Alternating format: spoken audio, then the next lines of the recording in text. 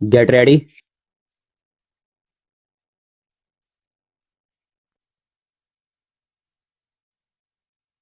Start.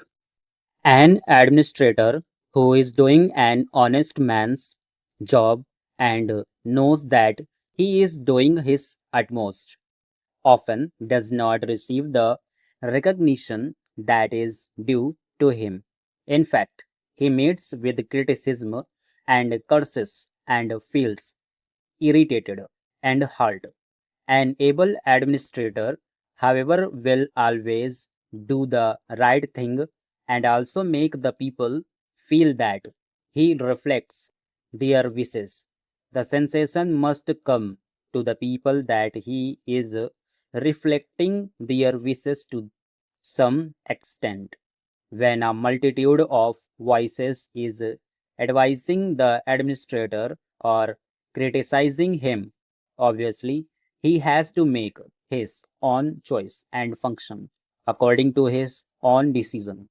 He cannot listen to or agree with each of the hundreds of thousands of voices which advise him, but by his manner of functioning, he should make them realize that he has given due consideration to what they said and that he has been courteous not only to them but to their thinking.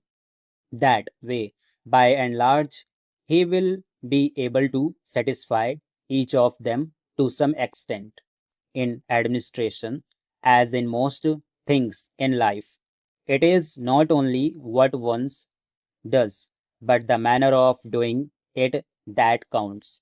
It is exceedingly important in dealings with large masses of human beings, as in a democracy. I should like to stress this, especially because it is of the highest importance as much for the administrator as for the politician.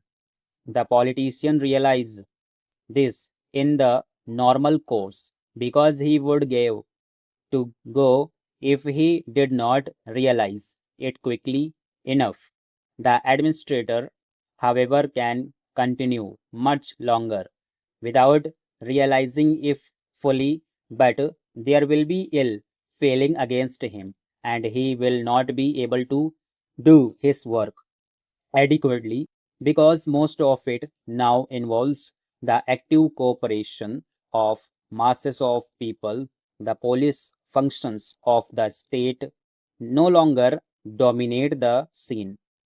Each state wants to advance social and economically. As a matter of fact, all public administration is bureaucracy in a way.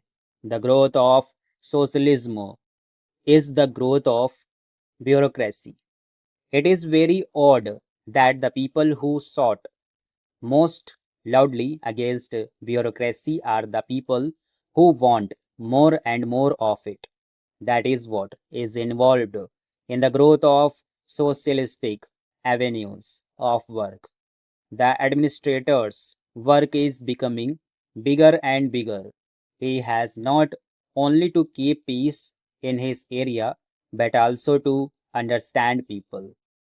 Incidentally, the report of the deputy director mentions a research project on local self government. I think that it is of the highest importance that this institute should give consideration to the administrative problems of local self government and even more particularly to those of panchayats. There are hundreds of thousands of panchayats in this country. They form the real base of our democracy. If that base is unsound, then we are not 100% stable democratically. Even with the second base of our parliament, we are told that panchayats have not succeeded because there are disputes, there are parties, there is corruption, and all that. It is true, I think, that our experience of panchayats has been distressing, but real democracy cannot exist at the top. It can only arise from the base, and in India, this is not something alien, but something natural to the soil. The fact remains that the panchayats are the primary base of our democracy, and we have to improve them. We have to evolve ways and methods to combat function and corruption in public administration. To take an instance, some kind of compensation is often given in the villages to a large number of people, or some relief work is taken in hand in a village, and some petty official is put in charge of giving relief or compensation. There are always and there will always be great delays in giving it. Very often, by the time it reaches the recipient, either most of it disappears, or by then the recipient has suffered a great deal. What are we going to do about it? Are we to wait until everybody is thoroughly honest and will not delay things? Of course, we should try to do that, but we cannot wait. Suppose the whole village is gathered together and the government announcement about the scale of the compensation is made in public. The chances of corruption will become less because the matter will be too public. This is a very simple thing, but it is not done. Why can't we work through simple methods?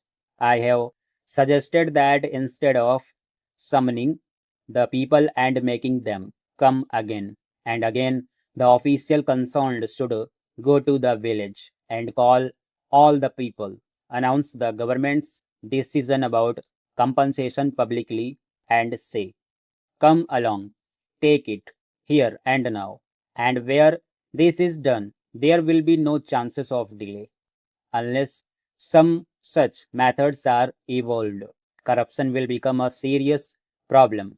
Of course, some amount of it may continue despite the new methods, for its complete elimination requires higher standards of integrity on the part of the people. This has to be ensured for honest administration in India. Stop.